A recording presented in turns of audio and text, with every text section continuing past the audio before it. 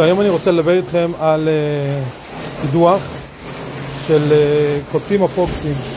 ברגע שאנחנו עושים מרפסת שמתחברת או תקרה שמתחברת לרצפה קיימת, אז אחרי שאנחנו עובדים על הקורה שהמהנדס ביקש והרשת הכפולה, לפני שאנחנו מניחים את הקורה, אנחנו שותלים, לפני שאנחנו מניחים את הרשת, אנחנו עושים חורים, חור תחתון וחור עליון, מקביל לרשת התחתונה ולרשת העליונה, ויוצקים עם אפוקסי. זה אומר, לוקחים ברזל, סדר גודל של אורך 70 או 80, אנחנו קודחים בתוך הבטון הקיים משהו כמו 20 סנטי, 17-20 סנטי, ממלאים אותו בחומר אפוקסי ומכניסים אותו בלחץ.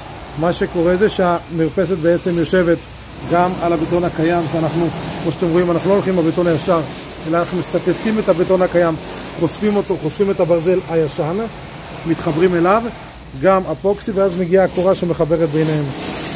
נמשיך בסרטונים הבאים, ניתן עוד הסברים לכל פרטים של הבנייה.